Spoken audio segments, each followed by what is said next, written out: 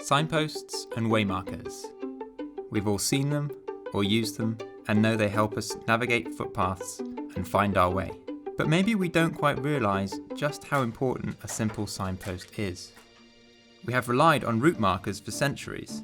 The earliest markers like cairns, stone heaps, Roman standing stones and medieval crosses helped guide people across the landscape.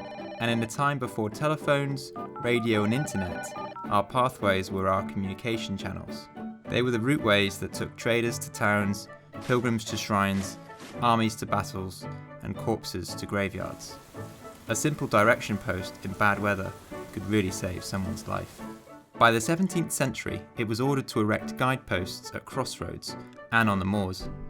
And as the Industrial Revolution began, canals, railways, and well-surfaced roads took over. Walking was becoming a leisure activity now. Romantic period writers like Wordsworth, Coleridge, Keats, and John Clare captured this longing for nature and the outdoors. And by the 1920s, in northern England, thousands of workers flocked to the hills on weekends. Walking groups were forming, and even the first leisure walking guidebooks were hitting the shelves. But as walking popularity grew, the countryside was also becoming less accessible. The Enclosure Acts pushed people off the land, and a few powerful landowners used large swathes of the countryside for hunting and shooting. Many paths were blocked in private. And despite the 1932 Rights of Way Act, which helped protect paths, pressure to access land was growing, and famously came to a head in the Kinder Scout mass trespass, where 5 ramblers were arrested and sentenced to jail. In the trial, Benny Rothman, one of those arrested, said, "We ramblers, after a hard week's work in smoky towns and cities, go out rambling for relaxation. But we find, when we go out, that the finest rambling country is close to us, just because certain individuals wish to shoot for about 10 days a year." The public outcry of the sentence and consistent pressure contributed to the 1949 National Parks and Access to the Countryside Act, which established our national parks and the beginnings of a definitive map of the public rights of way in England and Wales. Footpaths were officially becoming recognised, important and protected.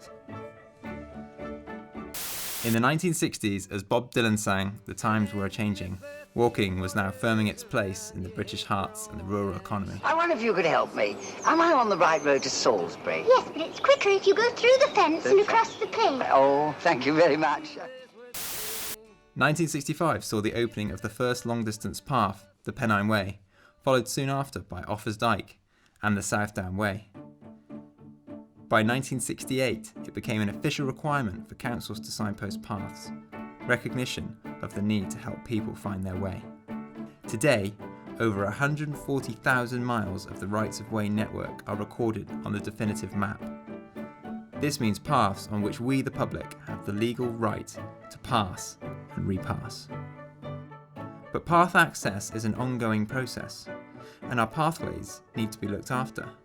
Local authorities, landowners and occupiers have the maintenance responsibilities for rights of way, but because of the size of the task, it takes the support of volunteers and community groups like the Ramblers.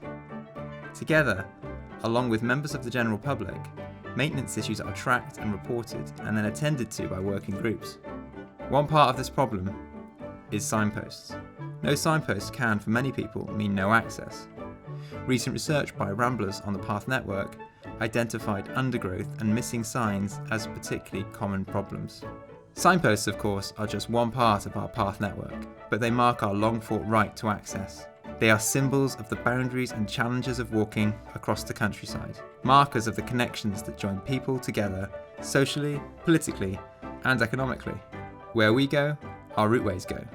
We all play a part in shaping the future of our signposts, waymarkers, and ultimately, our public rights of way. So thank you, Signpost.